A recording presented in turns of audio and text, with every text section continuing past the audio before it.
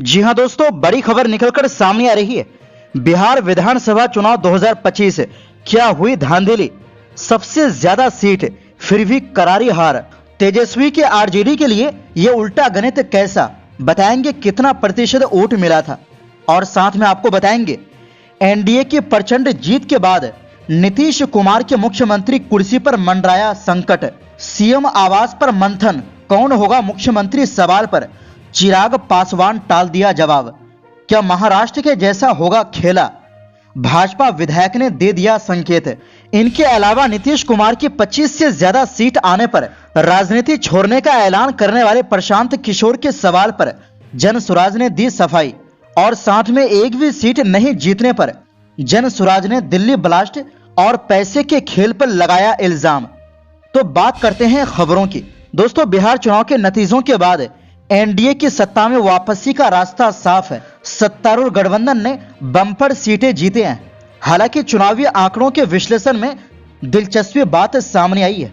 तेजस्वी यादव के नेतृत्व वाली राष्ट्रीय जनता दल आरजेडी ने भारतीय जनता पार्टी बीजेपी और जनता दल यूनाइटेड जेडीयू से ज्यादा वोट हासिल किए हैं। ये चुनाव आरजेडी के लिए 2010 के बाद सबसे ज्यादा झटका है। फिर भी पार्टी को वोट शेयर के मामले में बड़ी जीत मिली है। चुनाव आयोग के मुताबिक आरजेडी को 23% वोट शेयर मिला है। ये बीजेपी से लगभग 3% अधिक है। मुख्यमंत्री नीतीश कुमार की जेडीयू से ये करीब 4% ज्यादा है। आरजेडी ने 243 सीटों वाली बिहार विधानसभा में 143 सीटों पर चुनाव लड़ा था। हालांकि पार्टी सिर्फ 25 सीटों पर ही सिमट गई। ये प्रदर्शन 2010 के बाद आरजेडी का दूसरा सबसे खराब प्रदर्शन है, जब पार्टी ने सिर्फ 22 सीटें जीती थी। महागठबंधन के मुख्यमंत्री पद के उम्मीदवार तेजस्वी यादव अपनी राघोपुर सीट को बचाने में पसीने छूट गए। वो कड़ी टक्कर के बाद ये सीट जीत पाए। उन्हें 1,18,597 वोट मिले। बीजेपी के सतीश कुमार से वो सिर्फ 14,532 वोटों से जीते। आरजेडी के सहयोगी दलों का भी प्रदर्शन फीका रहा। कांग्रेस को 6 सीट और सीपीआई-एमएल लिबरेशन को 2 सीट से संतोष करना पड़ा। दूसरी ओर एनडीए 202 सीटों पर जीत हासिल की है। इसमें बीजेपी 89 सीटों पर, जेडीयू 85 सीटों पर, केंद्रीय मंत्री चिराग पासवान की लोक जनशक्ति पार्टी रामनिवास 19 सीटों पर, केंद्रीय मंत्री जीतन राम मांझी की हिंदुस्तानी आवाम मोर्चा हम 5 सीटों पर और राज्यसभा सांसद उपेंद्र कुशवाहा की राष्ट्रीय लोक मोर्चा 4 सीटों पर जीती है। दोस्तों, बिहार विधानसभा चुनाव की रिजल्ट को लेकर हर कोई हैरान है। इस बीच इंडियन नेशनल कांग्रेस ने बिहार में वोट चोरी का इल्जाम लगाया है। उन्होंने एक खबर का स्क्रीनशॉट लेते हुए लिखा, बिहार में नरेंद्र मोदी चुनाव आयोग ने कैसे वोट चोरी की, उसके सबूत। बिहार में नरेंद्र मोदी अमित शाह के इशारे पर चुनाव आयोग ने SIR कर 69 लाख वोट काट दिए। जिन लोगों के वोट काटे गए वे विपक्ष के वोटर थे, जिन्हें टारगेट कर लिस्ट से बाहर किया गया। ये साफ तौर पर वोट चोरी है। दरअसल बिहार में मतदान 6 और 11 नवंबर को हुआ था। इस बार 66% से ज्यादा मतदान हुआ, जो 1951 के बाद सबसे ज्यादा है। पुरुष मतदाताओं का मतदान प्रतिशत 62.8% रहा, जबकि महिला मतदाताओं का मतदान प्रतिशत 71.6% रहा। ये चुनाव बिहार की राजनीति में एक महत्वपूर्ण मोड़ साबित हुआ है। एनडीए की सत्ता में वापसी के बीच आरजेडी का ज्यादा वोट शेयर हासिल करना एक दिलचस्प पहलू है। ये दिखाता है कि भले ही सीटें कम मिली हो, लेकिन जनता के एक बड़े वर्ग ने आरजेडी को मतदान किया। वहीं दूसरी ओर दोस्तों, बिहार चुनाव के नतीजे आने के बाद अब यहाँ के राजनीतिक गलियारों में चहलकदमी बढ़ गई है। सुबह से ही बिहार मुख्यमंत्री आवास पर नेताओं के आने जाने का सिलसिला शुरू हो गया। मुख्यमंत्री आवास पर मंथन का दौर चल रहा है। नीतीश कुमार के साथ उनके विश्वस्त नेताओं की बैठक की जा रही है। यहां ललन सिंह, संजय झा, विजय चौधरी, उमेश कुशवाहा पहुंचे। मुख्यमंत्री भी आवास पर पहुंचे हैं। जेडीयू को इस बार के चुनाव में 85 सीटों पर जीत मिली है।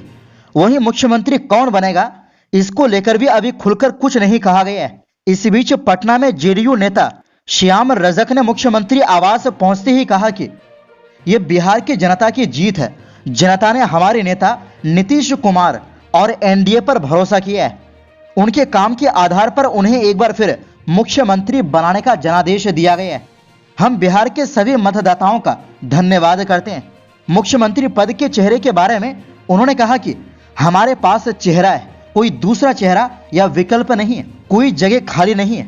नीतीश कुमार ने अपने काम के दम पर लोगों का दिल जीत लिया है। वहीं मुख्यमंत्री नीतीश कुमार से मिलकर निकले एलजेपी नेता चिराग पासवान ने कहा कि मैं मुख्यमंत्री को बधाई देने गया था।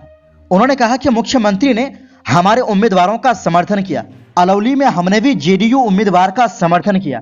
सभी सहयोगी दलों ने मिलकर चुनाव लड़ा, इसी वजह से मिला प्रचंड बहुमत। जब चिराग से यह सवाल पूछा गया कि अगला मुख्यमंत्री कौन होगा, इस पर उन्होंने कोई जवाब नहीं दिया। चिराग की इस मुलाकात ने पहले से जारी कयासों को और हवा दे दी। एनडीए के भीतर मुख्यमंत्री पद को लेकर कोई संशय होने की चर्चा भले ही सार्वजनिक रूप से खारिज की जाती रहे हो, लेकिन मुलाकातों की बढ़ती संख्या ने राजनीतिक तापमान को और बढ़ा दिया है। बिहार के मंत्री और हिंदुस्तानी अवाम मोर्चा सेकुलर के राष्ट्रीय अध्यक्ष संतोष कुमार सुमन भी पटना स्थित मुख्यमंत्री आवास पहुंचे। इसी बीच भाजपा विधायक नितिन नवीन भी मुख्यमंत्री से मिलने पहुंचे। बाहर निकलते समय जब मीडिया ने सवाल किया कि मुलाकात का उद्देश्य क्या है, तो उन्होंने कहा कि वे आशीर्वाद लेने आए थे। लेकिन सबसे बड़ा बयान तब आया जब पत्रकारों ने उनसे पूछा कि क्या बिहार में महाराष्ट्र जैसा कोई खेल संभव है। इस पर उन्होंने मुस्कुराते हुए कहा, वहां भी सब ठीक था, यहां भी सब कुछ ठीक होगा। ये टिप्पणी राजनीतिक चर्चाओं को नई ऊर्जा देने के लिए काफी थी, क्योंकि महाराष्ट्र में सत्ता परिवर्तन का घटनाक्रम आज भी चर्चाओं का हिस्सा बना हुआ है। एनडीए ने बिहार विधानसभा चुनाव में ऐतिहासिक प्रचंड जीत दर्ज की। राज्य की 243 सीटों में से 202 पर जीत हासिल की।